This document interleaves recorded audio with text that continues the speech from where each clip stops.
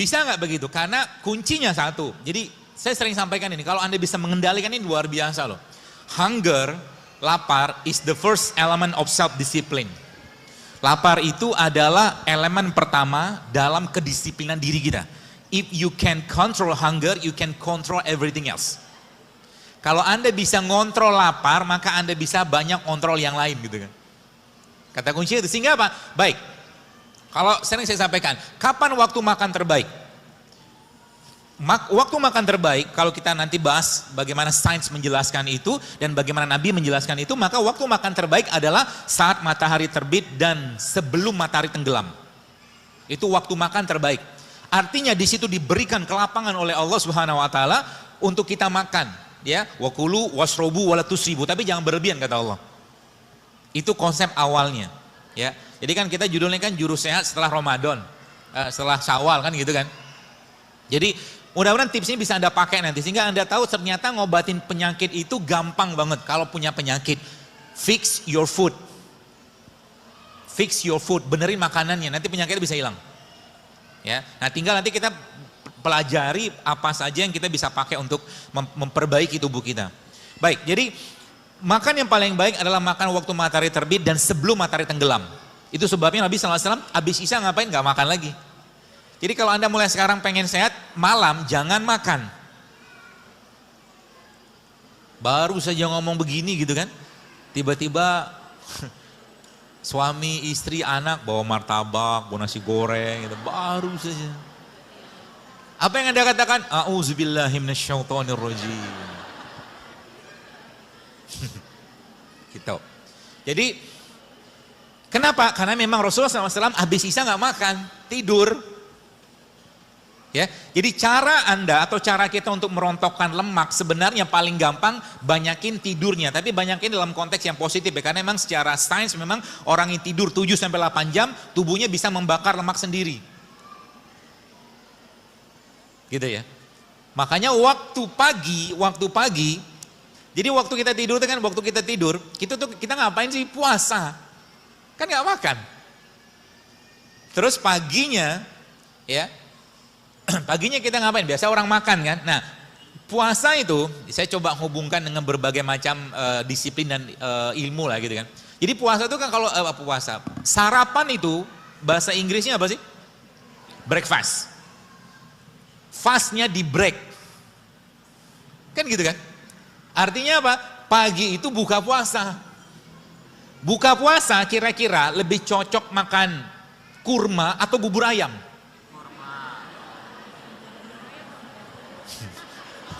Pengennya kurma dok, tapi kenyataannya bubur ayam. Kalau khilaf sekali sih oke, tapi khilaf berulang-ulang doyan namanya Pak.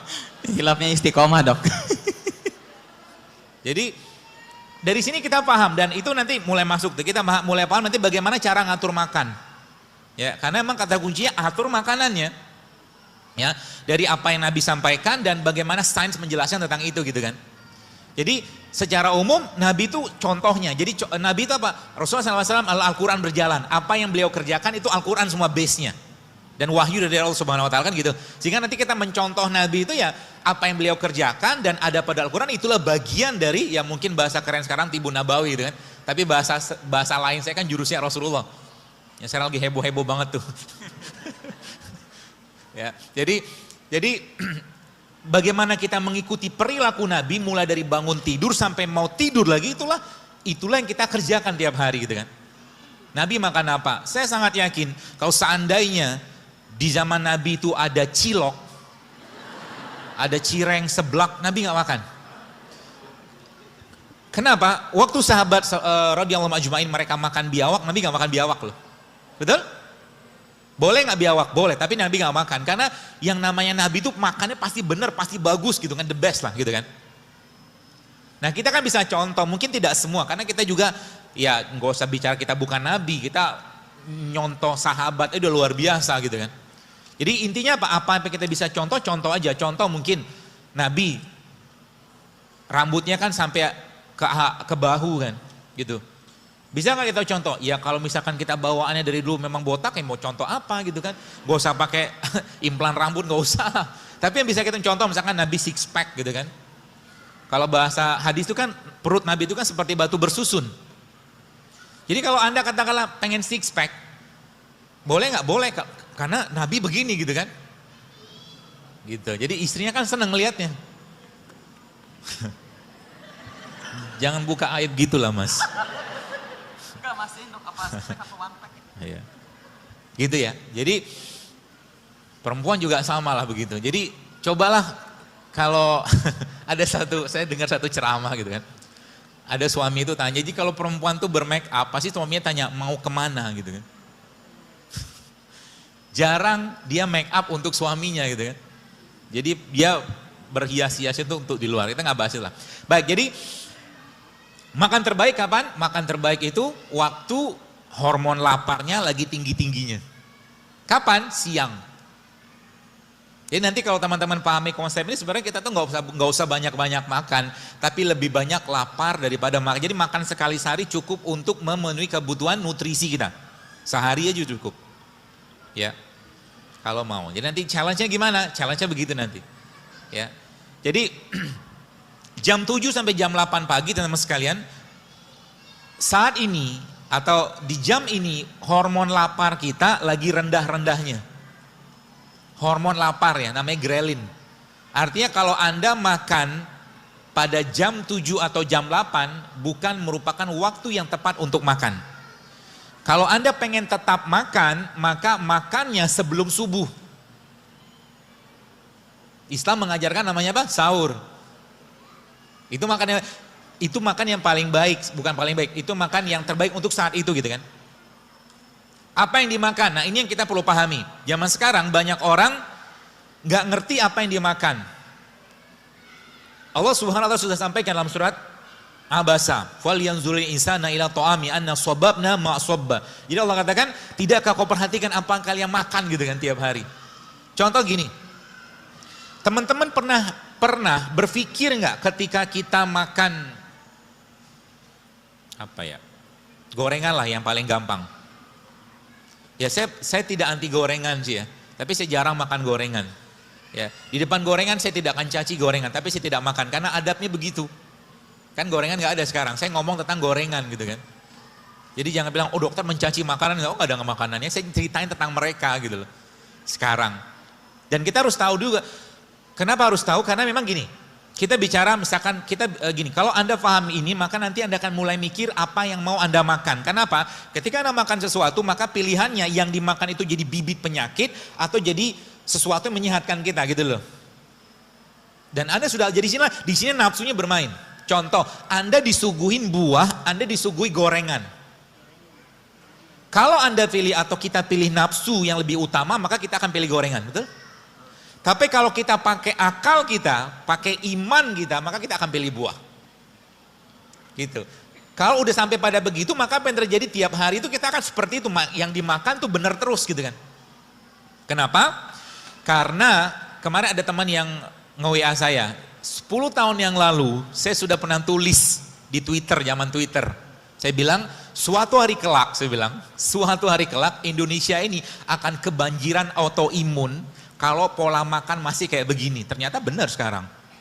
Autoimun kan luar biasa sekarang. Lupus lah, rematik lah, banyak banget. Gara-gara apa? Gara-gara orang nggak ngerti apa yang dia makan. Orang kampung zaman dulu nggak ngerti sosis Pak. Betul?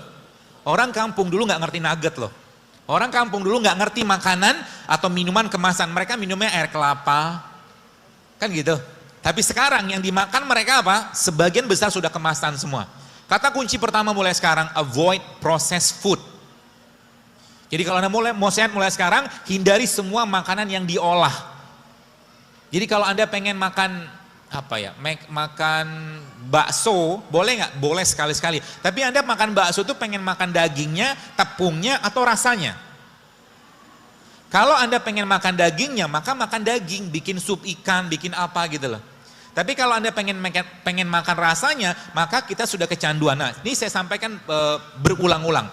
Bagi Anda yang ada kalimat ini keluar dari lisan Anda mengatakan, kalau saya tidak minum kopi pagi-pagi, saya pusing, maka Anda sakau seperti orang narkoba. Jadi makanan itu juga bisa memberikan kecanduan seperti halnya obat dan alkohol. Sama dia. Kalau pagi-pagi saya tidak minum teh, maka saya bisa lemes. Kalau udah kayak begini kata-kata yang keluar, maka bisa dipastikan kita sudah, kalau bahasa saya sudah saka, udah kecanduan dengan makanan atau minuman tadi. Ya, maka dari sini kita akan belajar bagaimana cara mengatasinya. Cara mengatasinya, dan yang penting sih pola sebenarnya. Kalau polanya paham, nanti teman-teman bisa memilih-milih apa yang harus dimakan, apa yang harus diminum. Ya, jadi kunci pertama adalah bahwa semua isi badan kita ini yang ngolah siapa? Yang ngolah perut kan? Yang ngolah perut. Maka kata kuncinya ada di perut.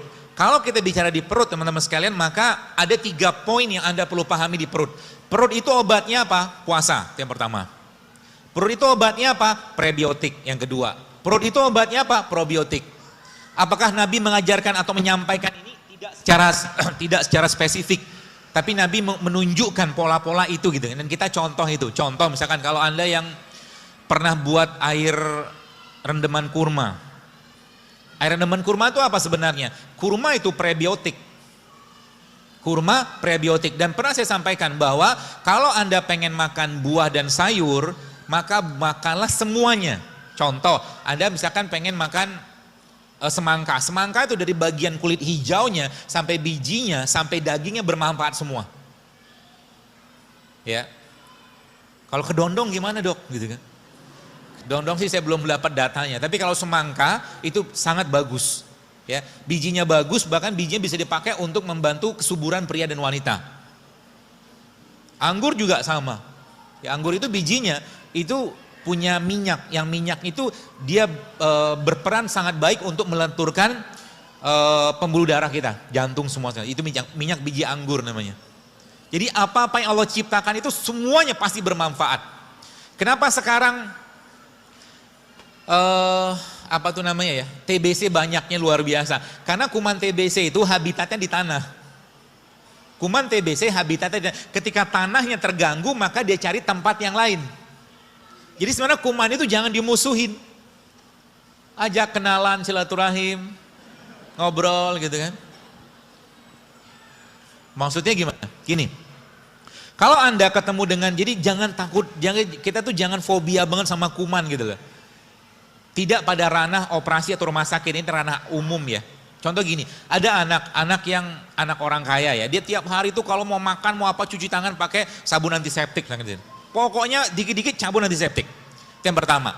Terus ada orang yang biasa-biasa aja, kalau mau makan cuci tangan pakai air gitu aja. Kalau 2 anak ini saya ajak makan rujak pinggir jalan, kira-kira yang diare yang mana? Yang kaya kan? Kenapa? Karena yang kaya ini banyak bakteri di sini dia yang disingkirkan.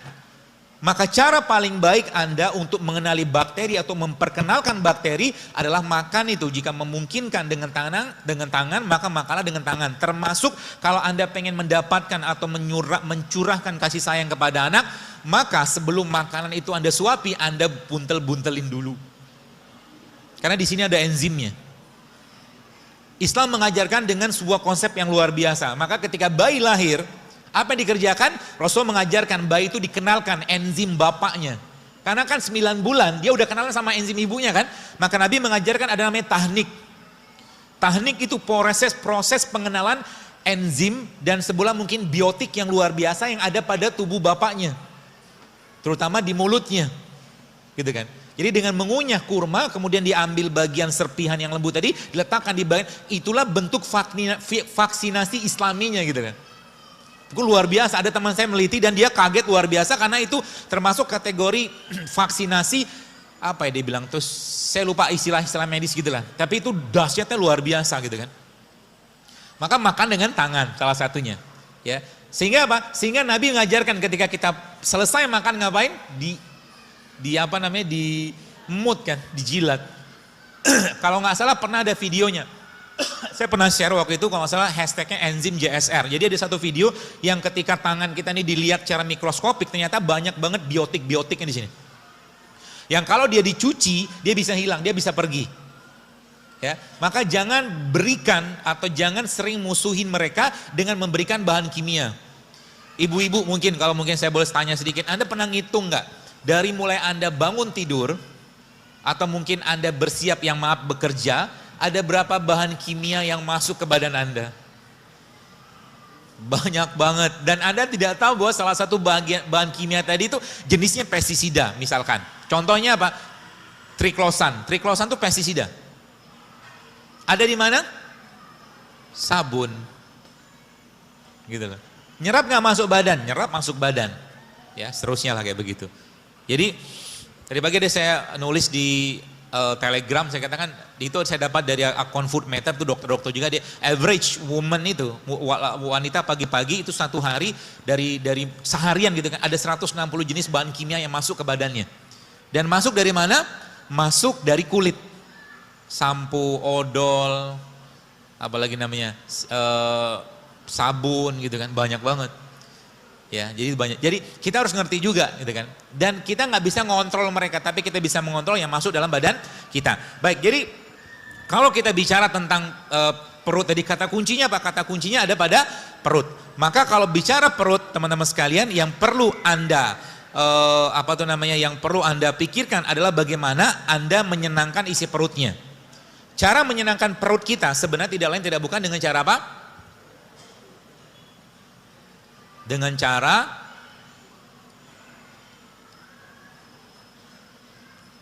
apa? Dengan cara ini. Jadi mulai sekarang, saran saya sih ya, mulailah lebih sering laparnya daripada kenyangnya. Mulai sekarang. Terutama bagi Anda yang pertama. Ada rulesnya sebenarnya. Rules pertamanya adalah Anda yang berat badan Anda di atas rata-rata, which is itu overweight atau obese. Yang pertama. Yang kedua, Anda yang punya banyak masalah kesehatan. Mark Twain katakan, dia kata a little starvation, dia katakan sedikit lapar itu jauh lebih baik daripada obat manapun. Kenapa? Baik, saya cerita begini. Biar gampang dicerna. Saya punya harimau, contohnya. Contoh-contoh aja, fiktif. Harimau ini kalau satu hari saya kasih 10 kg daging untuk makan tiap hari. Lalu pada satu hari harimau tadi, teman-teman sekalian, saya nggak kasih 10 kg daging, tapi harimau tersebut saya kasih cuma 1 kg daging saja. Artinya ada sekitar 90% kalorinya dia, nutrisi dia yang saya batasin. Apa yang terjadi? Yang terjadi adalah harimau saya tadi saya bawa ke kerumunan orang. Apa yang akan berlaku? Yang akan berlaku adalah harimau tadi pasti akan makan orang, kan gitu. Tubuh kita juga sama. Nanti Anda akan mulai paham, kenapa olahraga terbaik itu justru malah saat berpuasa. Saat perut Anda lapar, maka olahragalah. Kenapa? Karena tubuh kita, bahasa saya itu berubah menjadi singa lapar. Singa lapar, kalau singa lapar maka apa yang terjadi? Dia akan menguras atau dia akan mengambil bagian-bagian energi yang nggak kepake atau lebih gampang dipakai. Bagaimana polanya begini? Polanya begini. Ketika kita bicara tentang apa yang masuk dalam tubuh kita, teman sekalian, maka kalau Anda makan nasi itu isinya apa sih? Karbohidrat. Karbohidrat, glukosa. Kalau nggak kepake, maka dia akan dimasukkan atau diubah menjadi namanya glikogen. Oke, diubah menjadi glikogen. Kalau glikogen yang nggak kepake, maka dia akan diubah menjadi lemak. Jadi kalau Anda makan, ada orang tanya, dokter saya kan nggak makan lemak, benar. Tapi Anda makan nasi kan? Karena nasi yang dimakan berubah jadi lemak. Jelas ya? Nah, si lemaknya ini disimpan di mana? Disimpan di liver. Maka kita mengenal ada nama istilah fatty liver. Oke? Nah, ini yang si glikogennya ini disimpan di jaringan. Kalau Anda, saya mengistilahkan ini sebagai freezer sama kulkas. Jadi kalau nanti teman-teman tahu konsep ini sebenarnya banyak penyakit-penyakit seperti PCO, endometriosis, kolesterol bisa hilang dengan ini coba. Asal mau aja. Mau apa? Mau mengikuti polanya. Ya.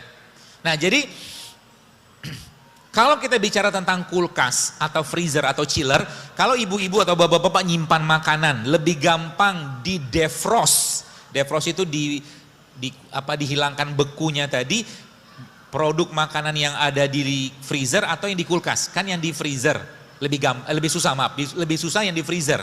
Jadi freezer itu udah beku banget. Kita butuh berapa lama, berapa banyak atau berapa waktu untuk mendefrost. Nah, tubuh kita juga sama.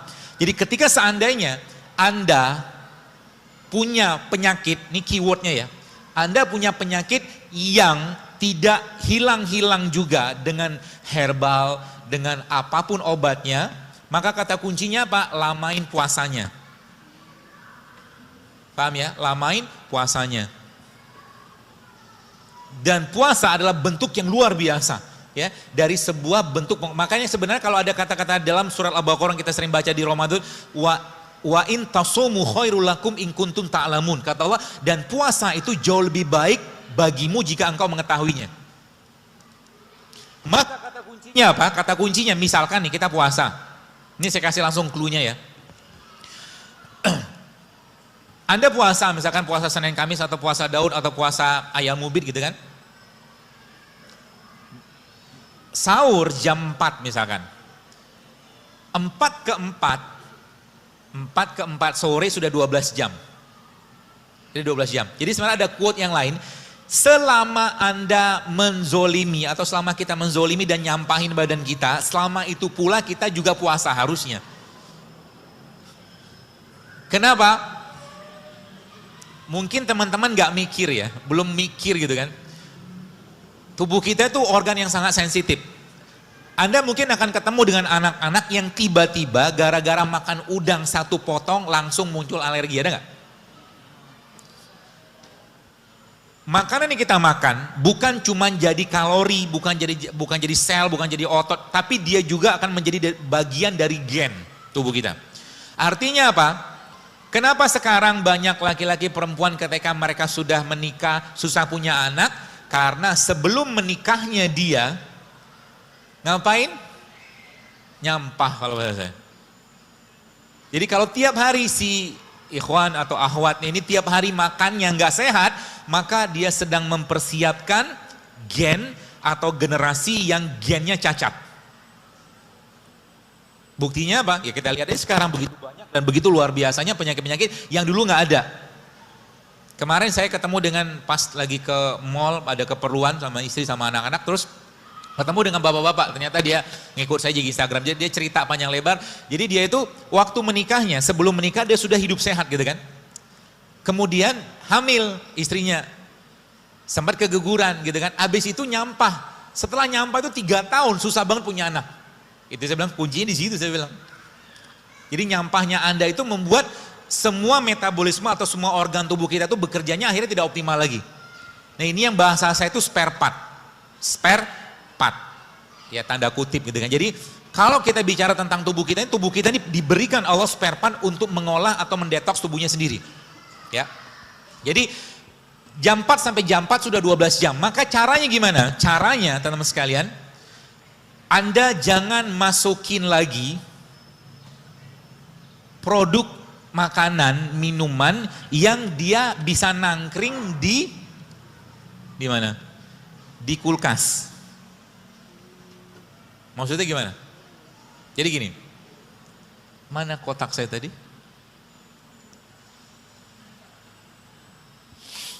Isi dari kulkas tadi apa? Glikogen kan? Sumbernya apa? Glukosa kan? Artinya sekarang kalau Anda mau mengakses freezernya atau chillernya, maka kata kuncinya apa? Jangan nambahin lagi beban di sel atau otot kita untuk mengurai glukosa yang masuk. Artinya yang Anda makan, yang Anda minum harus rendah kalori. Paham atau enggak? Paham ya? Contohnya rendah kalori apa? Baik. Kalau Anda minum infusan water atau air infus atau kita sering sebut air nano JSR itu yang infusnya isinya nanas sama infusan yang isinya, nah ini banyak nih peralatan perangnya. Infusan yang isinya nanas dan infusan yang isinya kayu manis itu beda cerita kalorinya. Kalau infusan yang isi nanas tetap ada glukosa di sana. Itu sebabnya teman-teman yang kalau pagi Anda minum air infusan tadi, infusan nanas misalkan gitu kan, atau semangka, Anda akan kenyang. Anda akan kenyang. Tapi kalau Anda yang Anda makan, yang Anda minum katakanlah pagi-pagi itu misalkan infusannya kayu manis, ketumbar misalkan, atau mungkin jahe, baik itu diseduh atau mungkin di infus gitu, maka Anda mengurangi asupan kalori yang masuk. Paham ya? Karena produk yang dimakan tadi kalorinya rendah. Jadi pagi-pagi itu bagusnya gimana? Pagi-pagi saya katakan sekali lagi kan, pagi-pagi itu sebaiknya mulai sekarang jangan banyak makan. Pagi-pagi. Sarapan itu mulai sekarang jangan banyak makan. Bagaimana kita ngaturnya sederhana sekali teman sekali. Jadi pagi-pagi itu sebenarnya Anda bisa mengkonsumsi beberapa jenis produk makanan. Ya, yang dia tidak membebani badan kita. Contohnya apa? Nih, misalkan ini kayak teh hijau, ini saya bawa sampelnya aja. Ini teh hijau. Teh hijau ini kalorinya rendah nggak? Hampir-hampir nggak ada kalori. Jadi Anda pagi-pagi itu minum teh hijau boleh nggak? Boleh. Nanti lapar nggak? Pasti lapar. Tenang aja. Kalau sudah lapar, maka apa yang Anda kerjakan? Biarin aja, karena lapar itu biasanya cuma setengah jam. Habis itu tubuh kita akan berubah menjadi singa lapar. Paham? Jadi singa nanti apa? Tiba-tiba Anda ngukur berat badan, turun sendiri dia. Kenapa? Yang diakses sama singa tadi siapa? Chillernya. Paham ya? Artinya apa? Artinya, dokter kok mirip keto? Ini bukan keto. Tenang aja, ini bukan keto. Saya, ada yang mengatakan, si Zelu Akbar katanya fleksitarian. Saya makan daging, kita makan daging karena Rasul makan daging. Kalau keto kan nggak makan buah, makannya buah alpukat doang karena lemak kan. Kalau saya pribadi, ini pendapat saya tidak menyarankan keto tiap hari. Kenapa? Proteinnya luar biasa tinggi. Kalau nggak ada air yang cukup, ginjal kita jebol juga. Ikutin saja bagaimana pola makannya Nabi gitu loh. Bagaimana Al-Quran mengajarkan gitu kan. Jadi pola makan kita apa? Pola makan Al-Quran gitu kan. Ada buah, ada sayur, ada kacang, ada biji gitu loh. Seperti itu.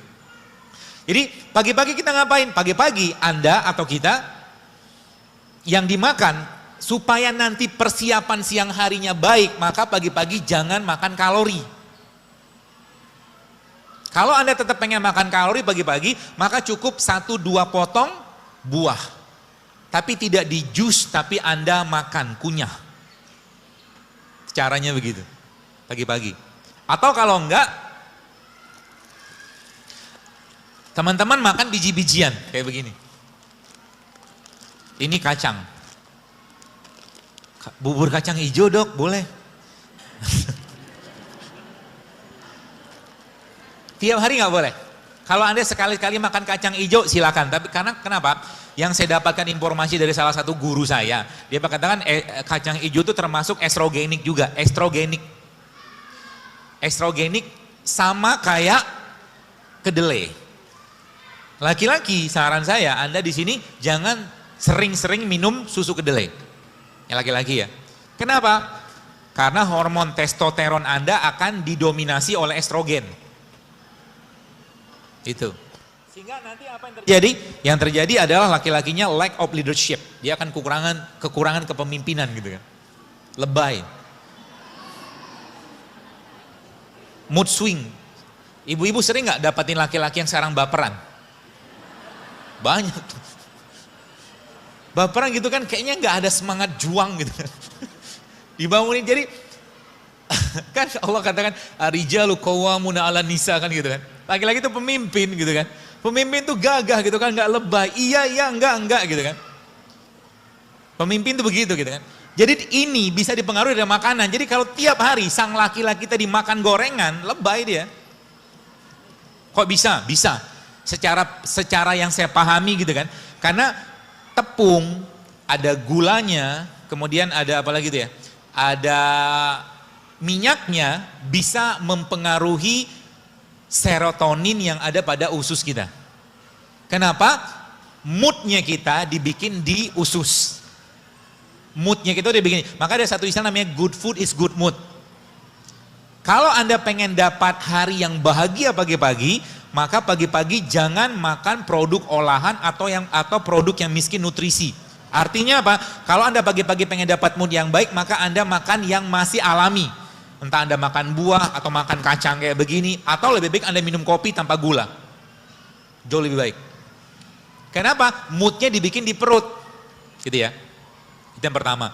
Jadi pagi-pagi Anda mulai paham. Jadi kalau pagi-pagi berarti saya lebih baik gimana? Makanya saya kalau ketika saya sudah ngerti konsep ini, pagi-pagi biasanya saya nggak mau banyak makan.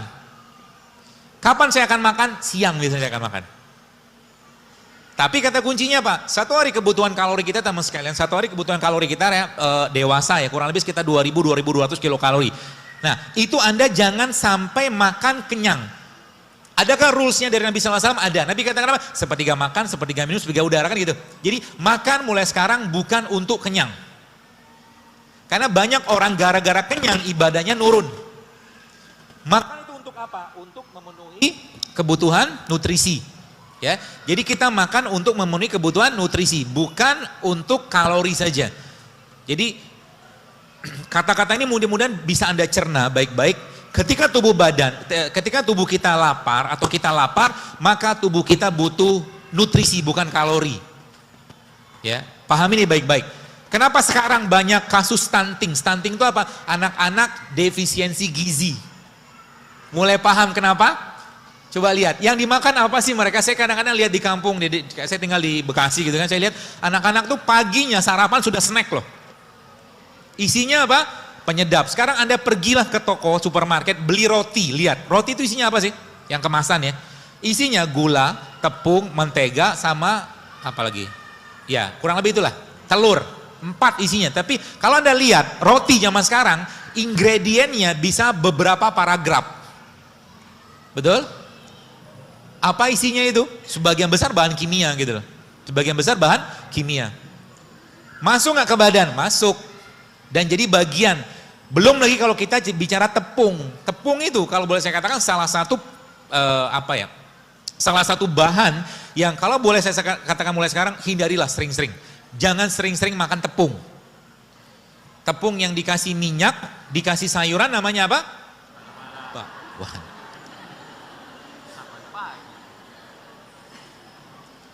Dari situ nanti teman-teman mulai paham. Kenapa Nabi mengajarkan kepada kita. Baik, kalau ada makanan yang kita makan, lalu kita ngantuk gara-gara makanan tadi, maka kata kuncinya apa? Kata kuncinya tubuh kita nggak bisa ngolah makanan tadi atau makan yang dimakan miskin nutrisi. Sekarang misalkan Anda makan nasi campur gulai, gulai macam-macam gitu kan, campur sayuran yang juga pakai santan, biasanya habis makan tuh ngantuk kan? Kenapa? Karena yang dimakan nggak bisa diolah badan. Kalau tubuh nggak bisa ngolah, maka apa yang terjadi? Tubuh minta istirahat. Itu sebabnya kalau bahasa saya tadi, kenapa makan itu terbaik siang hari? Maka Islam mengajarkan supaya makannya baik, supaya tubuhnya siap dengan enzim, maka Rasulullah mengajarkan namanya apa? Tidur siang. Jadi sebelum, katakanlah Anda makan jam 1 nih, setengah 12 tidur dulu untuk mengistirahatkan enzim. Dan Nabi mengatakan apa? Tidur siang itu adalah untuk persiapan malam hari. Gitu. Maka tidur siang.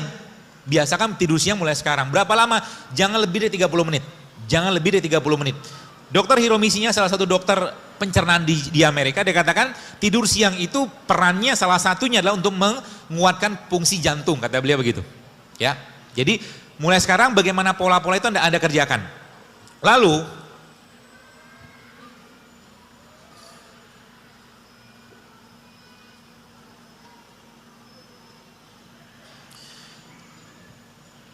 tadi kalau kita membahas tentang ini sedikit lagi. Artinya mulai sekarang kalau Anda lemes, kalau teman-teman lemas, jadi konsep ini bisa kita pakai tiap hari. Jadi kenapa orang puasa, kata apa hikmah Nabi SAW ketika berbuka puasa, beliau SAW memakan rutop, kurma. Karena kurma kategorinya apa? Pertama dia kategorinya prebiotik, kurma itu prebiotik, itu yang pertama. Yang kedua, kurma mengandung glukosa.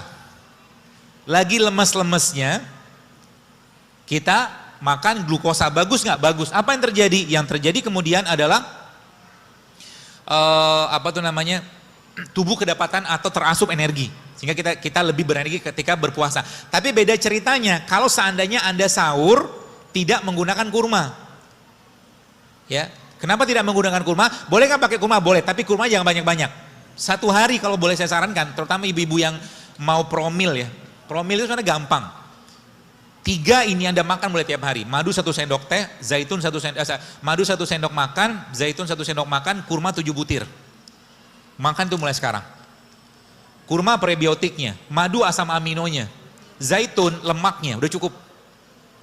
Jadi 3 ini aja Anda makan tiap hari, itu perut kita akan sangat merasa apa ya, berterima kasih lah gitu kan. Seperti itu. Banyak banget.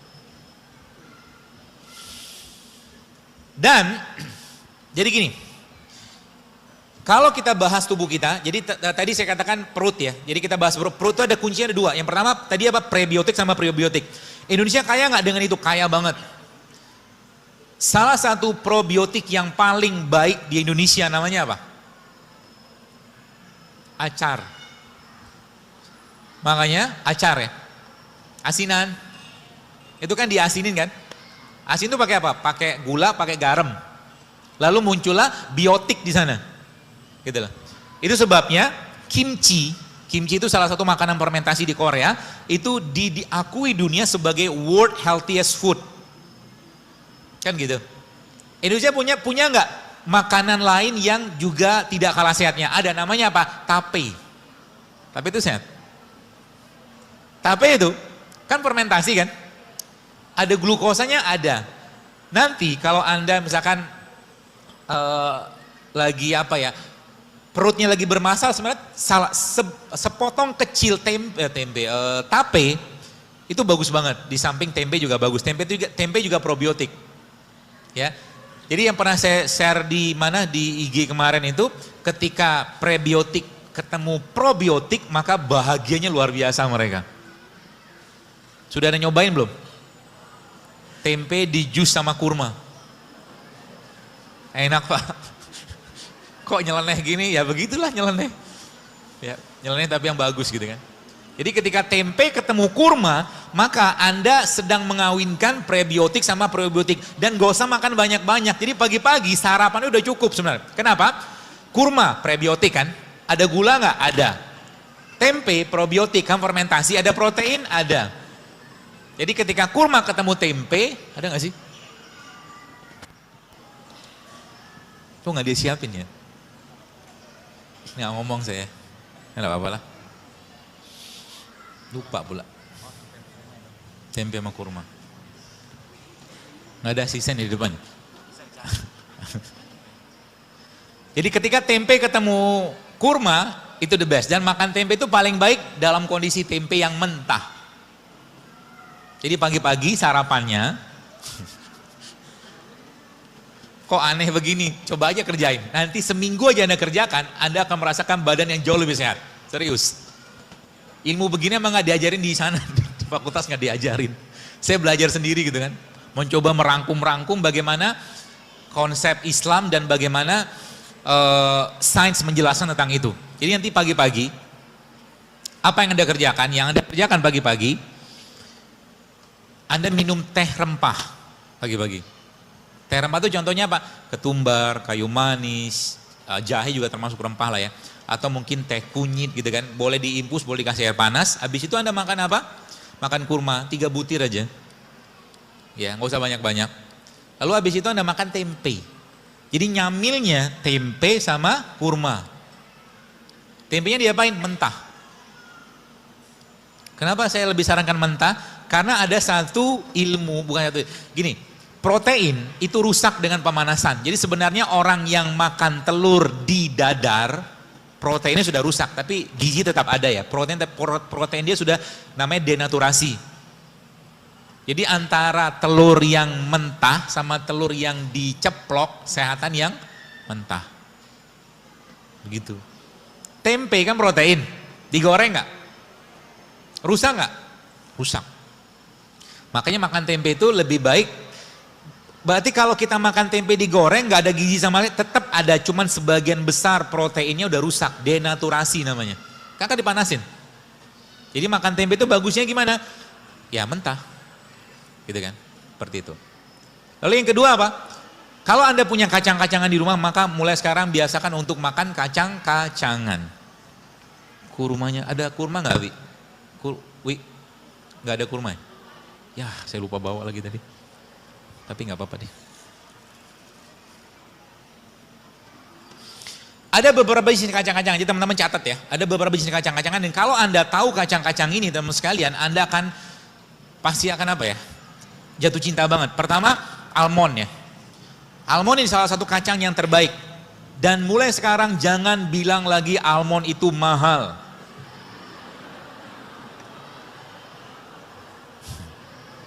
Kenapa? Karena kalau kita tidak mengupgrade isi pikiran kita, sampai kapanpun kita tidak akan bisa beli, serius. Saya kasih tahu sedikit rahasia saya. Saya ya, karena memang saya mendidik mental saya itu bukan mental kerupuk. Kalau saya pengen sesuatu, maka saya langsung ngomong sama benda itu dan ngomong sama Allah. Terutama ngomong sama dalam bentuk doa. Contoh, saya pernah pengen beli jam. Saya pernah ceritain, jam itu sekitar 5 tahun lalu saya pernah pengen beli, dan untuk saya harganya lumayan. Saat itu gitu kan, saya lihat jam itu harganya berapa juta gitu kan, tapi saya pengen gitu kan. Saya bilang sama Allah, ya Allah tolong murahkan jam ini untuk saya. Begitu. Terus apa yang terjadi? Yang terjadi adalah, tidak ada setahun jam itu bisa saya beli. Begitu terus. Jadi kalau kita, gini, orang yang berdoa dan yakin pada Allah, ya memang dia dalam imannya, dalam hatinya, dalam dirinya memang meyakini bahwa Allah memang maha memberi gitu kan.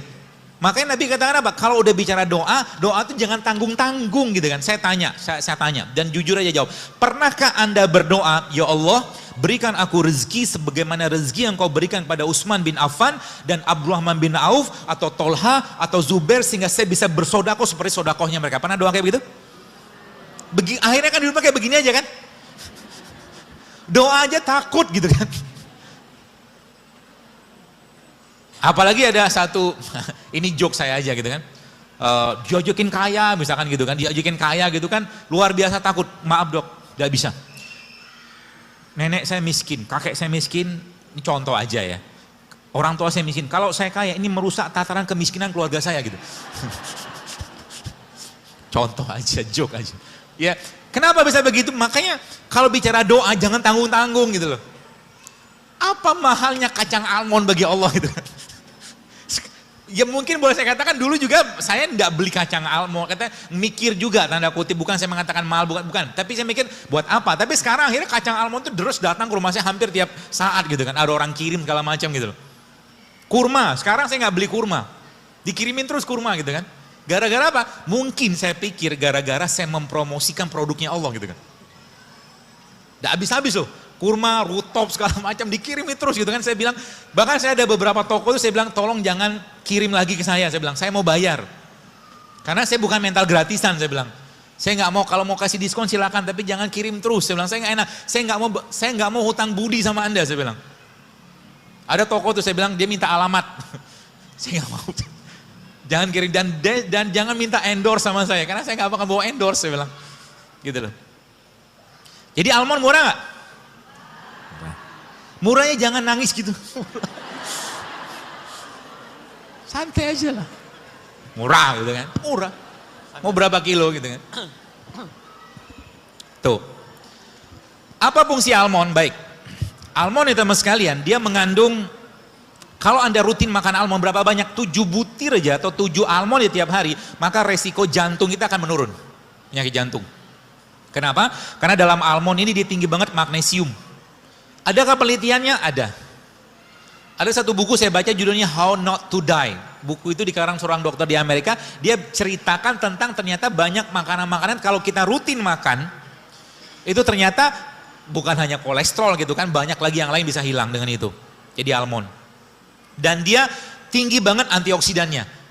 Ibu-ibu, terutama ibu-ibu ya, Anda tidak perlu banyak make-up-an. Kalau Anda mengasup mineral, vitamin E cukup, maka apa yang tadi, muka Anda akan glowing sendiri.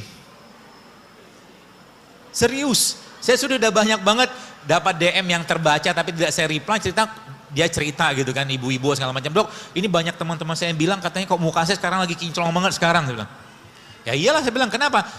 Kalau belum waktunya tua dia akan balik. sel kita tuh. Makanya jangan racuni badan kita dengan bahan-bahan kimia mulai sekarang. Ya, sabun, odol.